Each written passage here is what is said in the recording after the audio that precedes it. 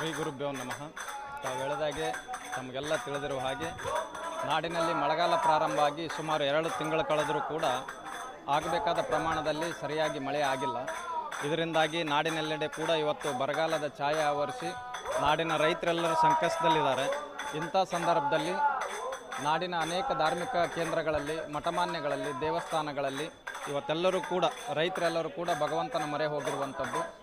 ಈ ನಾಡಿನ ಶ್ರೇಷ್ಠ ಪರಂಪರೆಗಳು ಅಂತಂದರೆ ಒಂದು ಋಷಿ ಪರಂಪರೆ, ಮತ್ತೊಂದು ಕೃಷಿ ಪರಂಪರೆ.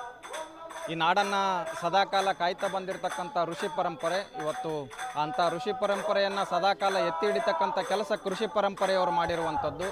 ಅಂಥ ಕೃಷಿ ಪರಂಪರೆಯವರು ಸಂಕಷ್ಟದಲ್ಲಿರುವಂಥ ಸಂದರ್ಭದಲ್ಲಿ ಋಷಿ ಪರಂಪರೆಯವರೆಲ್ಲರೂ ಸೇರಿಕೊಂಡು ಅವರ ಪೂಜಾ ಫಲ ತಪಾನುಷ್ಠಾನದ ಶಕ್ತಿಯಿಂದ ಇವತ್ತು ನಾಡಿಗೆ ಬಂದಿರತಕ್ಕಂಥ ಬರಗಾಲವನ್ನು ದೂರವಾಗಿ ಸರಿಯಾದ ಪ್ರಮಾಣದಲ್ಲಿ ಮಳೆಯಾಗಿ ರೈತರೆಲ್ಲರೂ ಕೂಡ ಸುಭಿಕ್ಷವಾಗಿ ಬದುಕನ್ನು ನಡೆಸುವಂಥ ನಿಟ್ಟಿನಲ್ಲಿ ನಾವು ಭಗವಂತನಲ್ಲಿ ಪ್ರಾರ್ಥನೆ ಮಾಡ್ತಾ ಇದ್ದೀವಿ. ಸರಿಯಾದ ಪ್ರಮಾಣದಲ್ಲಿ ಆದಷ್ಟು ಬೇಗ ಮಳೆ ಆಗಬೇಕು ಅಂತೇಳಿ ನಾವು ಇವತ್ತು ನಾಡಿನ ತುಂಬೆಲ್ಲ ರೈತರು ಪ್ರಾರ್ಥನೆ ಮಾಡ್ತಾ ಇದ್ದಾರೆ. ಆ ನಿಟ್ಟಿನಲ್ಲಿ ಕಡಿಗಿಮದ್ರಿ ಗ್ರಾಮದ ಅಂದರೆ ನಮ್ಮ ಮಠದ ಶಾಂತ ಶಿವಯೋಗೀಶ್ವರ ಸಂಸ್ಥಾನ ಮಠದಲ್ಲಿ ಈ ಭಾಗದ ಅನೇಕ ಜನ ರೈತರೆಲ್ಲರೂ ಸೇರಿಕೊಂಡು ಇವತ್ತು ಶಾಂತ ಶಿವಯೋಗೀಶ್ವರರ ಕರ್ತೃಗದ್ದಿಗೆಯಲ್ಲಿ ಪ್ರಾರ್ಥನೆಯನ್ನು ಮಾಡ್ತಿರುವಂಥದ್ದು.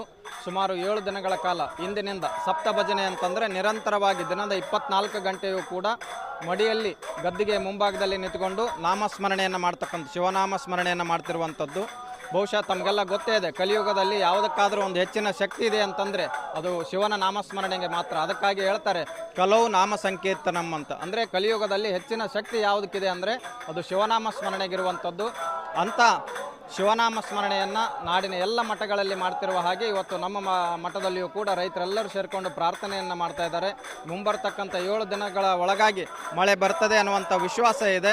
ಮಳೆ ಬಂದು ನಾಡಿನ ರೈತರಿಗೆಲ್ಲರಿಗೂ ಕೂಡ ಒಂದು ಉತ್ಸಾಹ ಬರಲಿ ಅನ್ನುವಂಥ ನಿಟ್ಟಿನಲ್ಲಿ ನಾವು ಕೂಡ ಭಗವಂತನಲ್ಲಿ ಪ್ರಾರ್ಥನೆ ಮಾಡ್ತೀವಿ.